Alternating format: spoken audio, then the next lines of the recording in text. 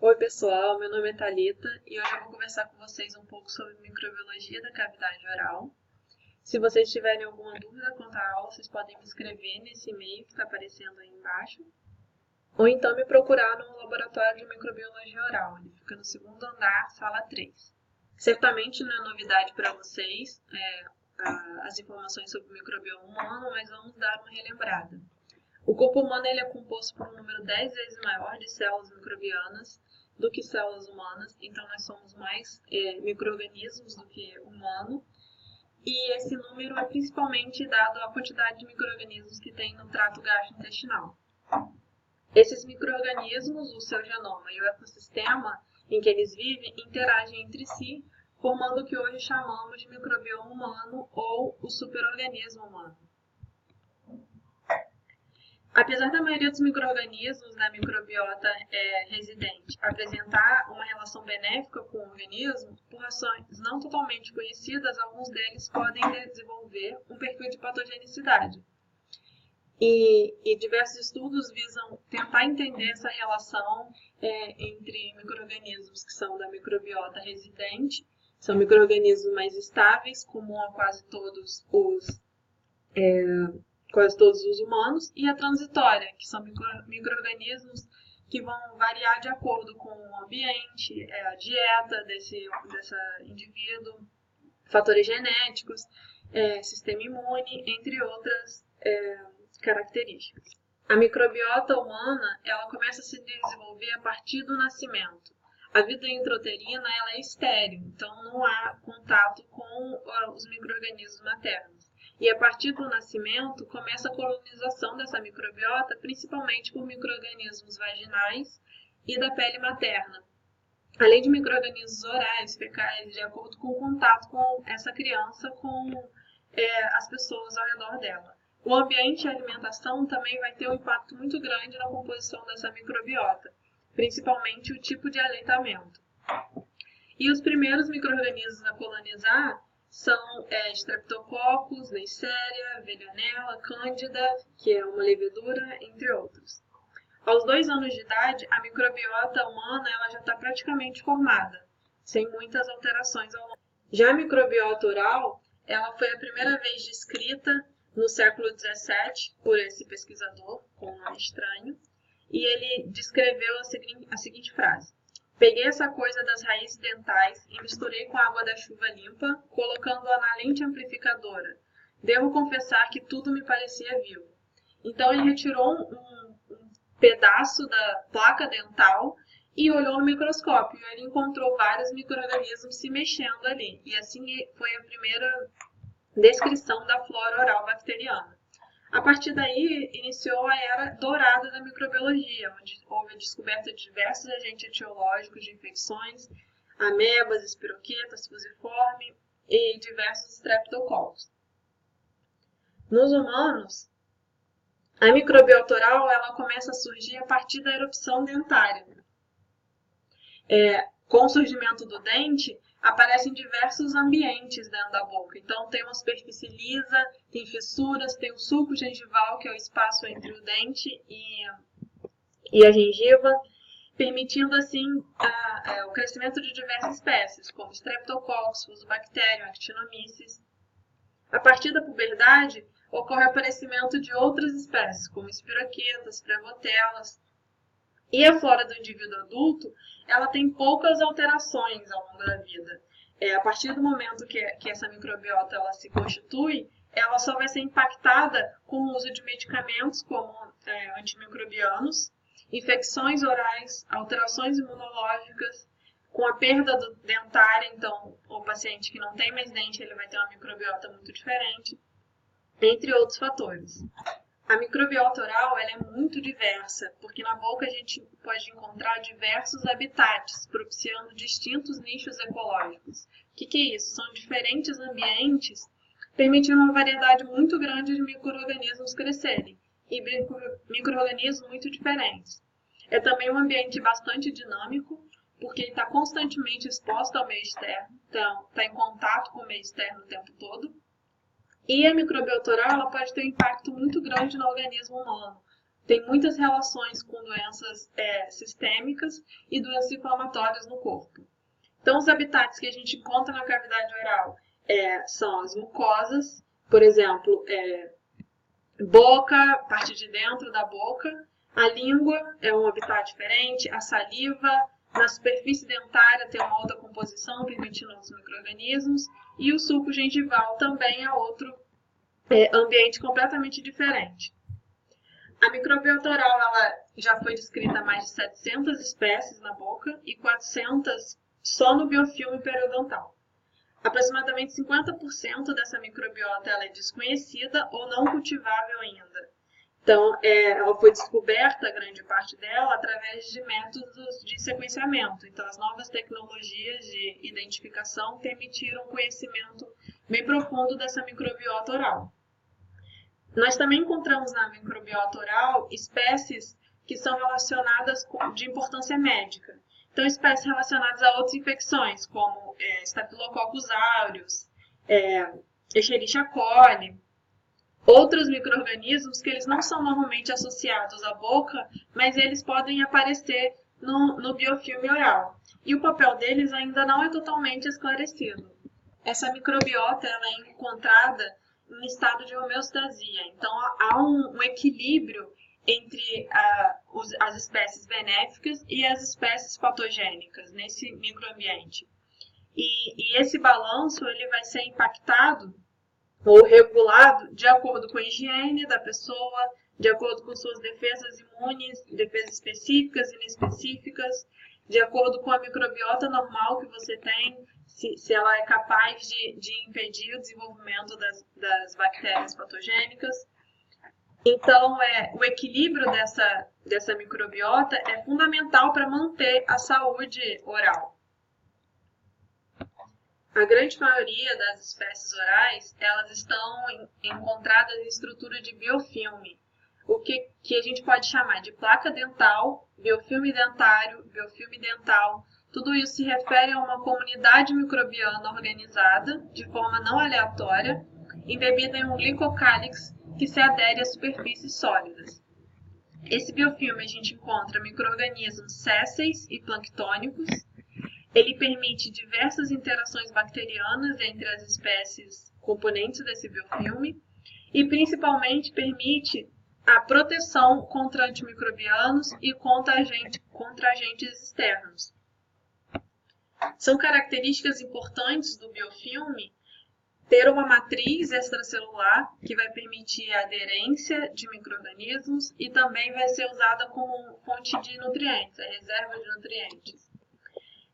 O biofilme ele também tem uma organização espacial, onde os micro-organismos se coagregam, formando microcolônias, e eles possuem um sistema circulatório primitivo. O que seria isso?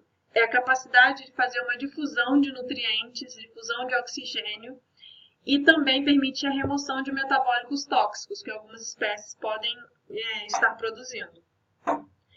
Uma importante capacidade do biofilme é o quorum sense. O que é o quorum sense?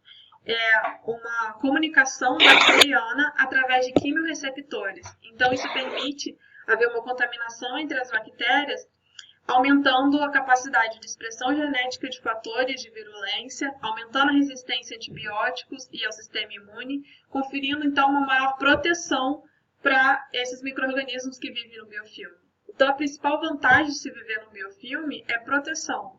Proteção contra micro-organismos ambientais, proteção contra defesas do hospedeiro, proteção contra antimicrobianos.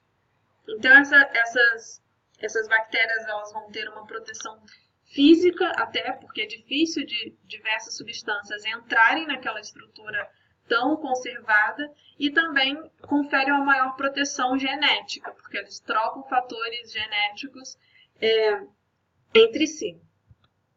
A formação do biofilme dental, ela se dá didaticamente, é dividida em 4 etapas. A primeira etapa é a formação da película adquirida, a segunda etapa é a adesão inicial, a terceira etapa é a sucessão microbiana e a coagregação, e a quarta etapa, a formação da comunidade clímax. Na fase inicial, que é a formação da película adquirida, Logo após a limpeza da superfície sólida da cavidade oral, que nesse caso é o dente, por exemplo, logo depois que você escova o dente, macromoléculas hidrofóbicas existentes na saliva são absorvidas na superfície desse dente. São glicoproteínas e anticorpos que alteram a carga e a energia da superfície, e isso permite a adesão de micro-organismos. E aí a gente chama esses primeiros micro-organismos capazes de aderir à película adquirida como colonizadores primários, principalmente os streptococcus. Na segunda fase, ocorre a adesão propriamente dita de micro-organismos. E ela vai acontecer em até 4 horas, através da adesão de bactérias nessa película adquirida. E aí essa adesão ela pode acontecer através de fímbrias, de adesinas e de polímeros extracelulares. Vai depender de cada espécie que vai se aderir a essa película. A partir de 4 horas, começa então a multiplicação das bactérias, formando microcolônias. E aí é o crescimento mesmo de bactérias, é o aumento da quantidade de bactérias. E também a inserção de novas espécies.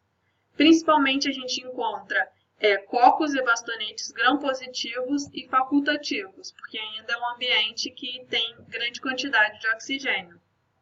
Isso aqui uma micrografia da película adquirida, que é essa linha fina aqui, e a formação de microcolônias, que são essas estruturas arredondadas aqui. Na próxima etapa ocorre então a sucessão microbiana, que vai acontecer a partir de 24 horas, em até 2 semanas. O que acontece nessa coagregação? As bactérias vão se ligando e vão crescendo, aumentando a espessura desse biofilme. E aí aumenta também a necessidade de difusão de nutrientes entre essa estrutura. Só que como a difusão desses nutrientes e a difusão de oxigênio, de gases, começa a dificultar, o gradiente de oxigênio vai diminuindo e começa a aparecer condições de anaerobiose estrita.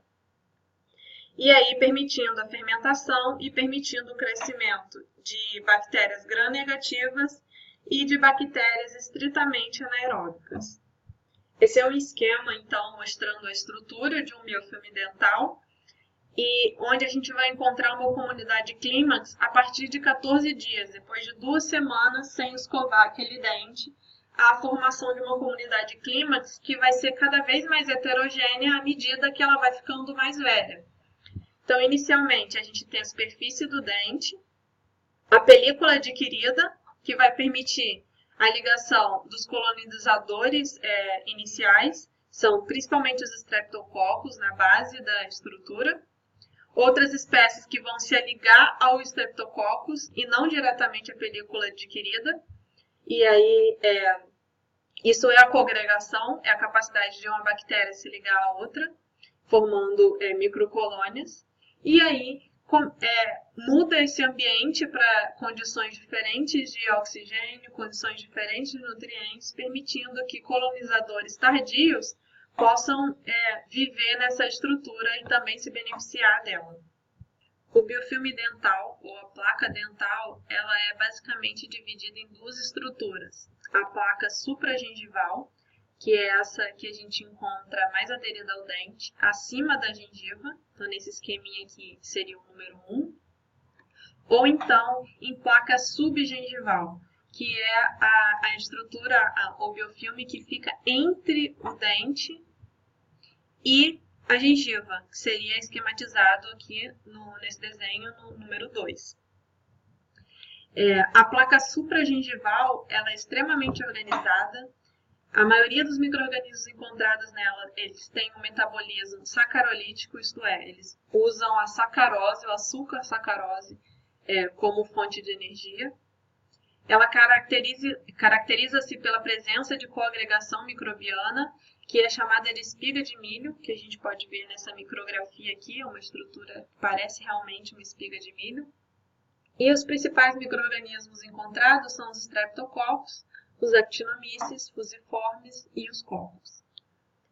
A composição dessas placas supragengival ela pode ser alterada de acordo com a superfície a ser colonizada, com a dieta e com elementos provenientes da saliva. Já a placa subgengival, que é aquela encontrada entre o dente e a gengiva, que é o espaço onde a gente passa o fio dental, é uma estrutura com atmosfera predominantemente anaeróbica. A nutrição dessa placa, desse biofilme, é feita principalmente pelo fluido gengival e sangue. Então, é rico em bastante proteína, permitindo, então, o crescimento de bactérias que são gram-negativas, anaeróbicas e proteolíticas. Isto é, utilizam proteínas como fonte de energia.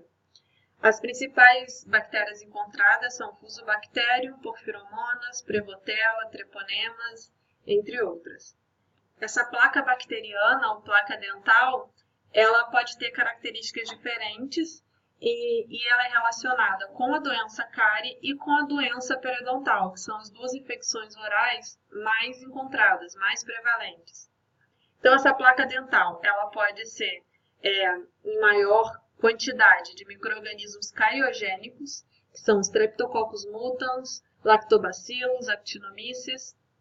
Esses micro-organismos, eles têm um metabolismo acidogênico, então eles usam a sacarose e formam ácido lático, que desmineraliza o esmalte ou a dentina, então partes do dente. Ele vai impactar a estrutura do dente, causando o que a gente conhece como cárie. Essa placa dental ela também pode ter característica periodontopatogênica, então são outros micro-organismos como Fusobacterium, Porphyromonas, Treponemas. E esses micro-organismos eles têm muitos fatores de virulência. Como são gram-negativos, eles têm LPS. Eles também têm diversas enzimas que vão destruir o epitélio.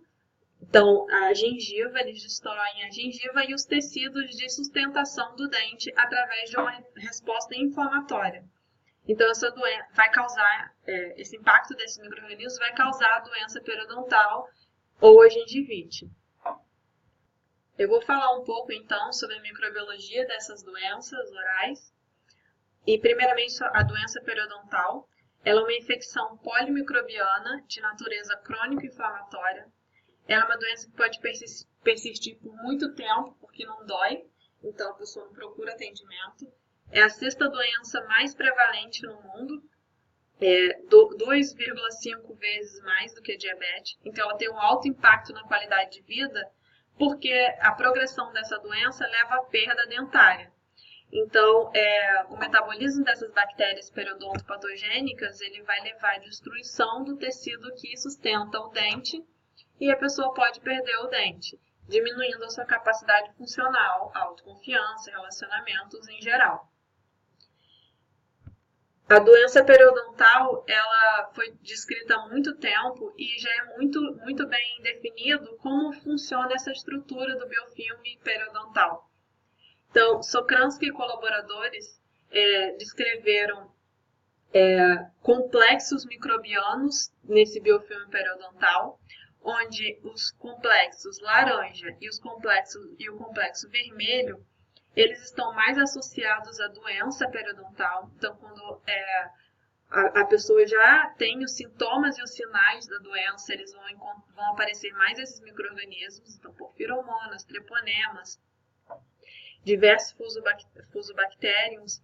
Então, esses micro-organismos eles estão mais associados às condições de doença.